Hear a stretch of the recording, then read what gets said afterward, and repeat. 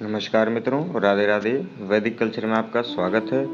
मित्रों, आज हम आपको बताने वाले हैं कि आचमन पूजा से पहले क्यों किया जाता है और इसकी आवश्यकता क्यों होती है, और यदि आप पूजा से पहले आचमन नहीं करते हैं तो आपको पूजा का फल मिलता है या नहीं मिलता है। तो आज हर विषय पर हम आपको बताने वाले हैं, आचमन से संबंधित सभी प्रकार की जानकारी आपको देने वाले हैं। तो मित्रों, यदि आप हमारे इस चैनल पर नए हैं तो प्लीज़ सब्सक्राइब करना बिल्कुल ना भूलें, क्योंकि ऐसी सनातन संस्कृति से जुड़ी हुई जानकारी हम आप तक लेकर आते रहते हैं।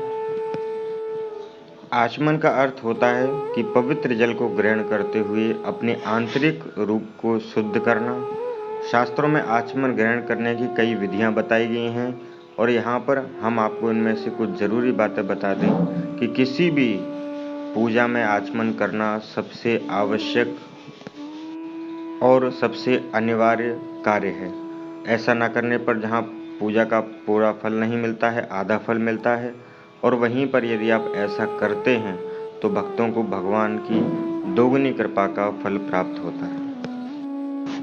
तो अब आपको बताते हैं कि आचमन की विधि क्या है, क्योंकि पूजा में सबसे पहले आप तांबे के पात्र में गंगा जल या पीने योग्य साफ शुद्ध जल लेकर उसमें तुलसी की कुछ पत्तियां डालकर पूजा स्थल पर आप रख दें, और पूजा शुरू होने से पूर्व तांबे का छोटा चम्मच जिससे जल निकाला जाता है उसे अपने हाथों पर थोड़ी थोड़ी मात्रा में 3 बार जल लें उस आचमनी से,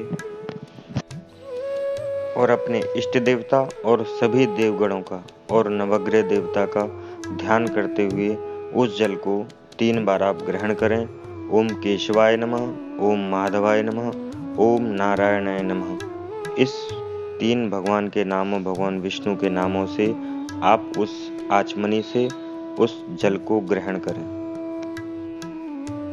3 बार आचमन के बाद जो जल आपके हाथ में बच जाए उसे अपने माथे और अपने सिर से स्पर्श करते हुए प्रणाम करना बिल्कुल ना भूलें, क्योंकि हाथों में जल लिए हुए आप इन मंत्रों के साथ में भगवान का ध्यान करें।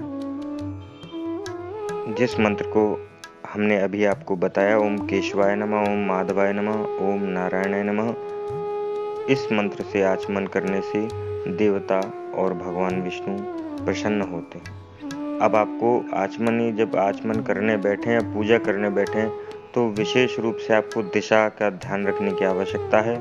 आचमन करते हुए दिशाओं का ध्यान रखना बेहद आवश्यक है, क्योंकि आचमन करते हुए आपका मुख सदैव ही उत्तर दिशा में, ईशान कोण या पूर्व दिशा की ओर होना चाहिए। अन्य दिशाओं की ओर मुख कर किया हुआ आचमन सब व्यर्थ माना जाता है और अपना उद्देश्य, जिस उद्देश्य से आप पूजा करने बैठे हैं, वो उद्देश्य पूरा नहीं होता है। इसलिए विशेष रूप से ध्यान रखें कि उत्तर दिशा में या पूर्व दिशा में बैठकर आचमन करना चाहिए। आचमन का इतना बड़ा महत्व माना गया है कि आचमन के द्वारा हम अपने स्वयं की शुद्धि तो करते ही करते हैं, इसके अलावा हम ब्रह्मा से लेकर एक छोटे से तृण के घास के टुकड़े तक को हम तृप्त करते हैं उस आचमन से, जो पुण्य फल की प्राप्ति के समान होता है। इस क्रिया में बस एक अंगुली, हथेली या अग्रभाग के बीच का हिस्सा पानी लिया जाता है, जैसे आप अंजलि बनाकर लेते हैं। यह इतना थोड़ा होता है कि मुख के गले से भी नीचे नहीं जा सकता है। फिर भी मात्र आचमन करने मात्र से, भगवान का नाम लेने मात्र से ये ब्रह्मा जी से लेकर और एक तृण तक तृप्त हो जाता है। इतना बड़ा आचमन का महत्व माना गया है। आचमन करके शुद्ध मन से और शुद्ध हृदय से की गई पूजा हमेशा फलीभूत होती है, ये आप जानते हैं। तांबे के पात्र में जल रखने का भी एक अलग महत्व माना गया है।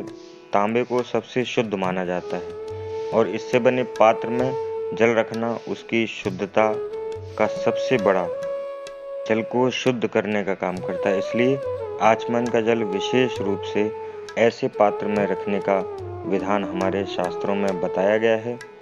मनुस्मृति में वर्णन है कि आचमन के महत्व के अनुसार पूजा के अलावा आप किसी भी दिन कई बार इस क्रिया को कर सकते हैं।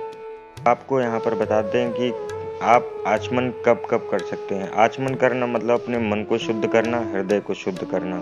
तो आचमन आप कभी भी कर सकते हैं, इसलिए जब आप सोने के बाद नींद से जागें तब आप आचमन कर सकते हैं। भोजन करने से पहले आचमन किया जाता है। बहुत से लोग छींक आने के पश्चात जो है वो भी आचमन करके अपने मन को शुद्ध करते हैं और छींक का जो दोष है वो नहीं लगता है। योग ध्यान के अलावा अध्ययन करने से पहले भी आचमन करना इसलिए आवश्यक हो जाता है। अगर कोई गलती से कभी असत्य वचन बोले या कोई गलती हो जाए तो उसके पश्चात आचमन के द्वारा उसकी शुद्धता हो जाती है और उसमें शुद्धता आ जाती है। इसलिए हमारे वैदिक संस्कृति में सबसे पहले आचमन करने का ही विधान है। किसी भी जैसी आप पूजा में बैठते हैं, सबसे पहले आप देखते होंगे कि अपवित्र व सर्वावस्थांगतोपि स्मृत पुंडरीकाक्षम सावाय अभ्यंतर शुचि। इस तरीके से सबसे पहले पवित्र करने के बाद तुरंत 3 बार आचमन कराया जाता है, जिससे कि आप पूजा के लिए तैयार हो जाएं, आपका मन शुद्ध हो और पूजा का पूरा पुण्य फल आपको प्राप्त हो सके।